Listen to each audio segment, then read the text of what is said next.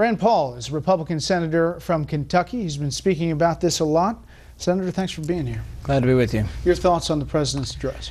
Well, it didn't quite convince me. I think what he needed to lay out for the American public was a compelling American interest or national security interest in Syria. There obviously was an atrocity committed, and I think it's awful. It's on top of another 100,000 people that have been killed previously by conventional weapons.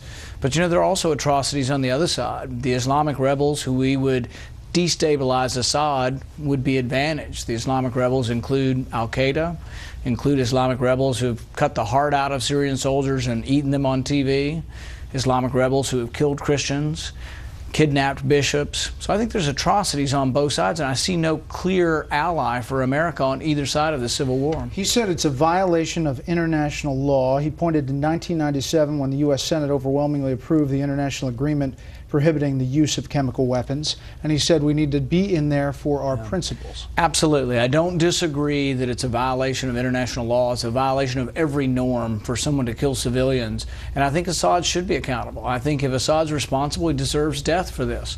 To kill civilian and women and children is without excuse. There is no justification for it. But really what we're talking about is, according to the administration, an unbelievably small response, unbelievably short. We're not going after Assad. We're not going to destabilize. We have no plan for victory. In fact, to my mind, the Obama administration is arguing for stalemate. And I just can't see committing my son or your son or my daughter or your daughter to a war when our goal is stalemate. To a person, every GI I meet, every parent I meet, not one of them wants to get involved in the Civil War. And it's not that we don't have sympathy, we just don't see a military or an American objective here. What do you make of this Russian proposal with Syria giving up its chemical weapons to inspectors and to be destroyed?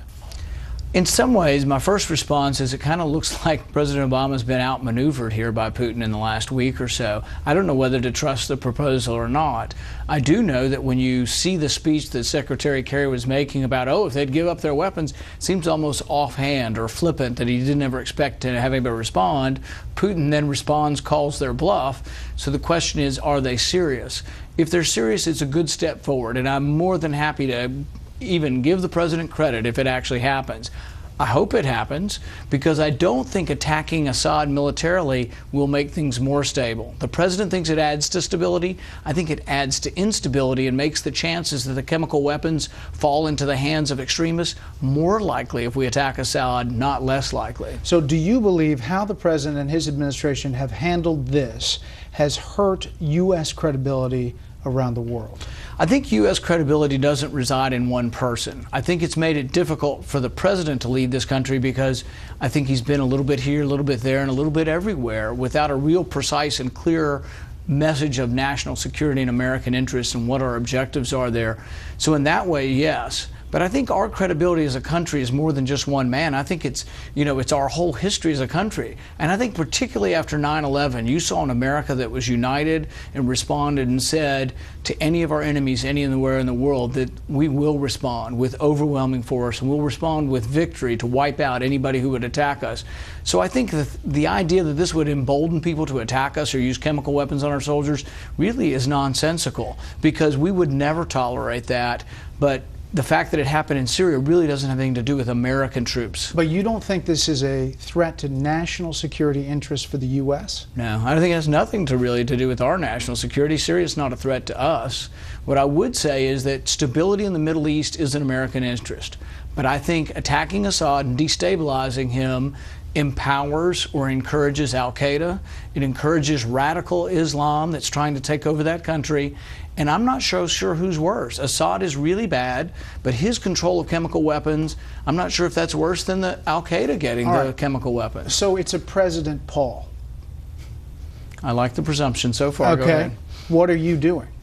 I think we have to be involved in the Middle East to create stability. And I think the way we create stability is ultimately what President Obama has said all along. We need a negotiated settlement to the Civil War that includes something where the chemical weapons are taken out of use within Syria. So maybe the diplomatic solution ends up working.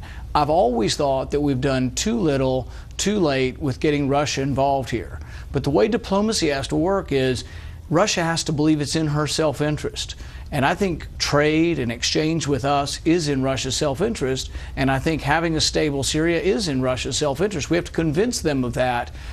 But also we need to trust but verify. We can't just go willy-nilly and say, oh, Russia's now going to be our great ally in this either. But if Israel and Jordan, that seems to be in the crosshairs of all of this, comes to you as president and says, we need your help, what are you saying to them?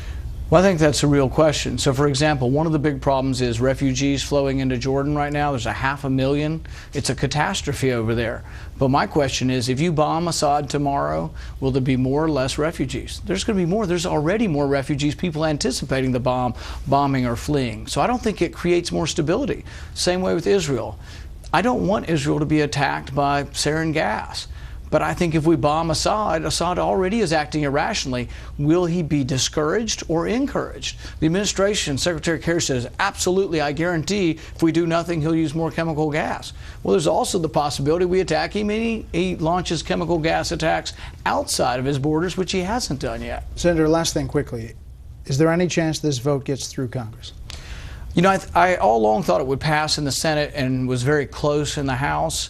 I think even in the Senate's in question now. The calls are 100 to 1. Everywhere I go, every phone call we get, the public is overwhelmingly opposed to this. I don't think he can overcome that.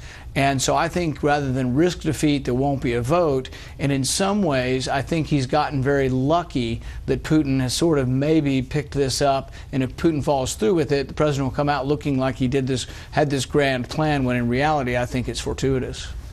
Senator Paul, thanks for being here. Thank you.